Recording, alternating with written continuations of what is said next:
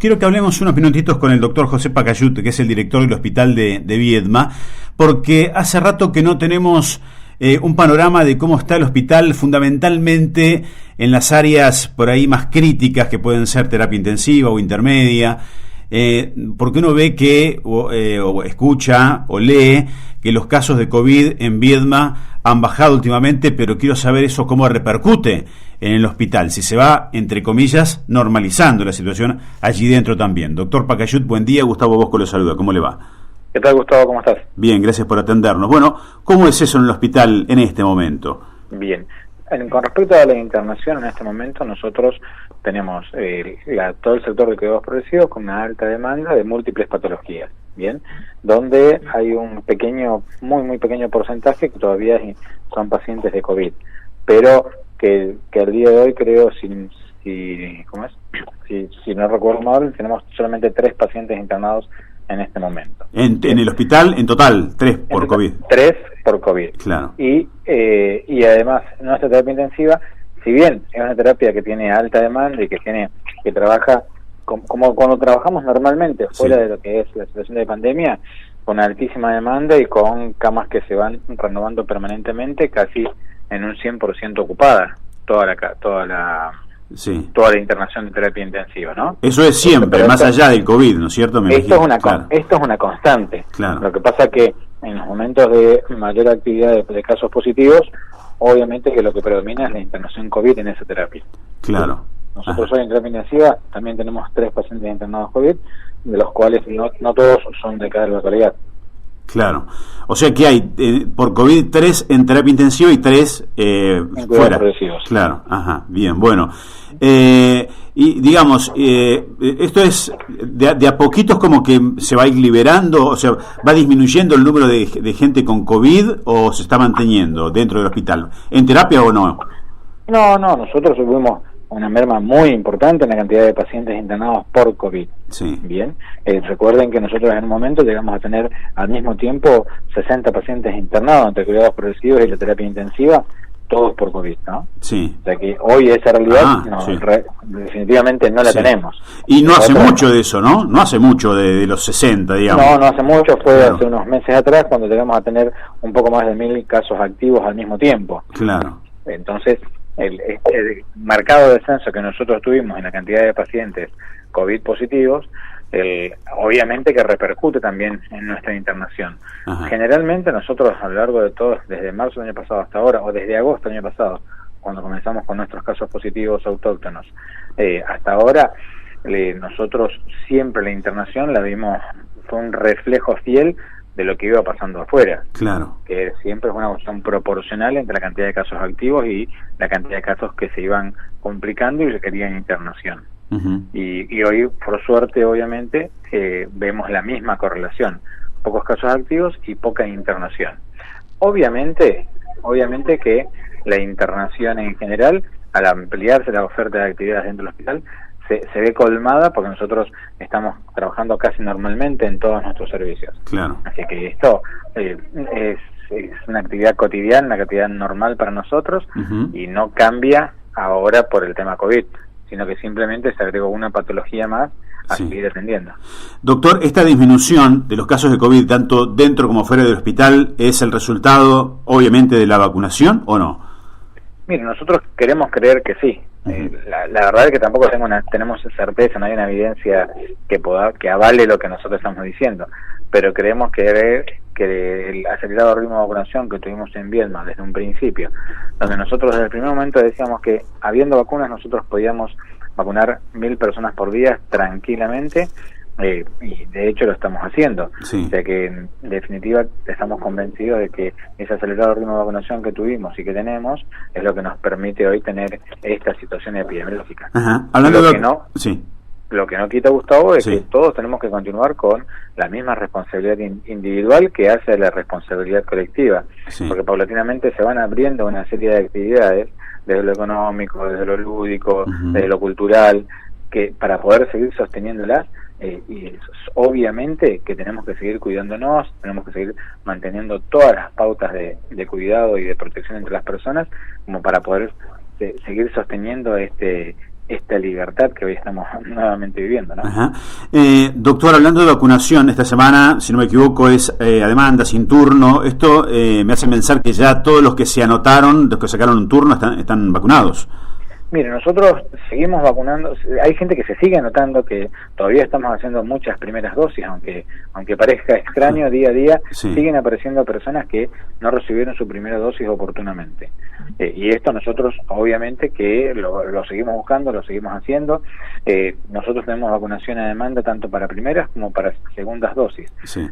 Para primera dosis, nosotros tenemos disponible la Sputnik V, que hay primeras dosis Sputnik V, tenemos AstraZeneca, tenemos Sinopharm, y en el caso de segundas dosis de Sinopharm y de AstraZeneca hay buena disponibilidad.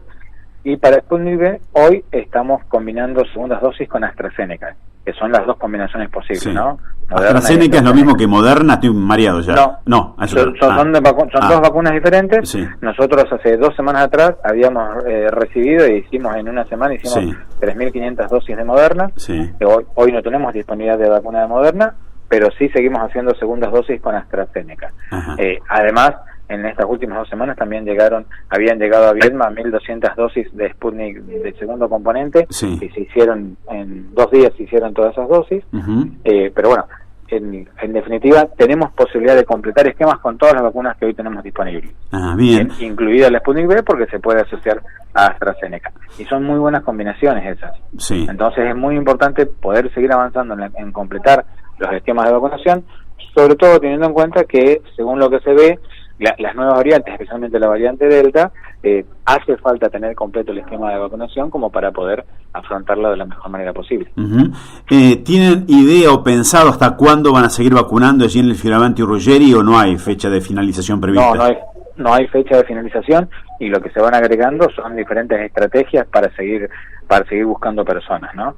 Nosotros en este último mes y medio, además del Fioravanti, habilitamos la vacunación en los centros de salud, hicimos vacunación a domicilio en el barrio Esperanza, estuvimos en actividades en la Costanera, estuvimos en actividades en el Parque Ferreira el otro día por el Día de las Infancias, y este sábado, además de estar en el Fioravanti de Ruggeri, vamos a hacer también un rastreo casa por casa, casa por casa, en el ex Loteo Silva, en el barrio Gobernador Álvarez Guerrero, como para también detectar a aquellas personas que aún no se han vacunado y que puedan proceder a la vacunación. Bien, bueno. ¿Y los hisopados van a continuar en el CAMU? En principio sí, nosotros seguimos manteniendo este espacio, si bien no tenemos positivos casi por hisopado. De hecho, el sábado no tuvimos, después de muchos días, ese fue el primer día que tuvimos 0 casos positivos por hisopado, y tuvimos ese día más de 50 hisopados, o sea que no es un dato menor O sea, fueron 50 hisopados y no hubo ningún positivo el sábado. No hubo ningún positivo el sábado. Bueno, eso es bueno. De todos los hisopados que hicimos el sábado, fueron 0 positivos. Ahora están hisopándose, la verdad que no he visto los resultados todavía, pero hay una buena concurrencia al CAMO, y esperamos poder mantener niveles bajos de positividad, por supuesto. Esto que quiero comentarles se asocia a una pregunta que está haciendo una oyente al 708282. Si uno está resfriado, ¿se tiene que hisopar? A mucha gente que está yendo por un resfrío o algo así. Los síntomas, lo que pasa es que los síntomas son compatibles, Gustavo. Recuerden que si usted tiene dolor de cabeza, dolor de garganta, congestión nasal, obviamente pérdida del gusto o alteraciones del olfato, ¿sí?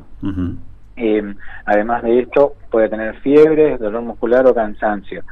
También se puede presentar con vómitos y diarrea. O sea, cualquier persona que presente 2 o más de estos síntomas debe concurrir a hisoparse para descartar coronavirus. Obviamente que hay otros virus circulantes, hay gente que está asintomática que concurre y da negativo, bien, y que siempre recomendamos nosotros que mantenga el aislamiento, que se mantengan en sus domicilios, porque los otros virus también son contagiosos. Lo que pasa es que nosotros antes no le dábamos mucha atención a esto, entonces íbamos a trabajar con congestiones, tomábamos mate, no hay drama. Claro. Y especialmente teniendo en cuenta lo que vamos viendo que se va dando ahora, que es un regreso a la normalidad en cuanto a la actividad laboral, sobre todo en el ámbito público, un regreso cada vez más hacia la normalidad en el ámbito de la educación. O sea, hay que tener especial cuidado y ser responsables cada uno de nosotros cuando tenemos síntomas, no concurrir a estos espacios y esperar a ver si los síntomas se dieron enseguida o a las 48 horas hisopamos. Bien. Bueno, esta pregunta no es para que me diga una fecha, sino un concepto médico. ¿Cuándo será el momento de poder dejar de lado estas medidas sanitarias, digo, barbijo, distancia, todo eso? Más allá de que hay gente que seguramente a partir de ahora no tome más mate, no sé, en el trabajo o en cualquier lado, como antes íbamos a lo mejor a un taller y estaban tomando mate y bueno, sí, capaz que algunos lo hacen todavía. Y a partir de ahora como que lo vamos a mirar diferente. Pero estas medidas sanitarias de resguardo, ¿cuándo se dejarán de usar? ¿Cuando llegue qué instancia médica?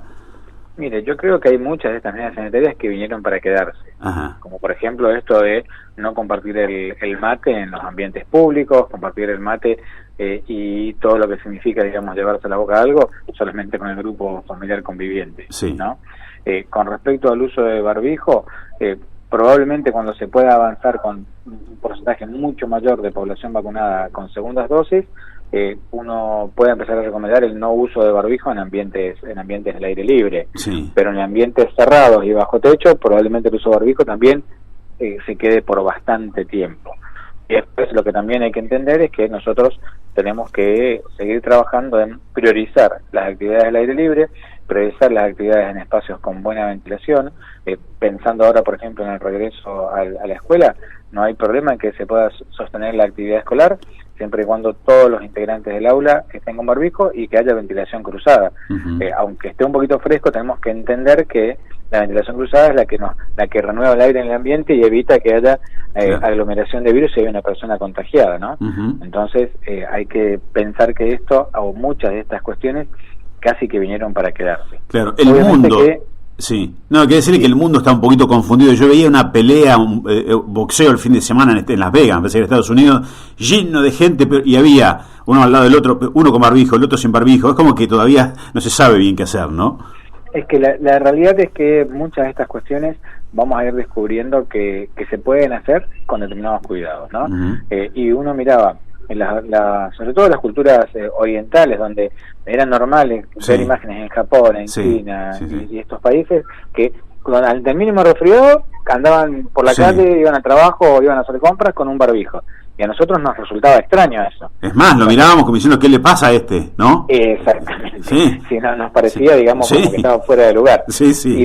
Y la realidad es que creo que eso sí llegó para quedarse. ¿Sí? Claro. En el sentido de que todos, pero seguramente en algún momento algunas actividades las haremos sin barbijo, uh-huh, a otras las haremos con barbijo, y obviamente cuando tengamos algún tipo de sintomatología respiratoria tendremos que estar con barbijo. Bueno, ojalá aprendamos eso, no nos dé vergüenza, porque antes daba vergüenza usar un barbijo, ¿o no? Mire, yo creo que ahí, además de la vergüenza, tiene que calar muy hondo la responsabilidad individual.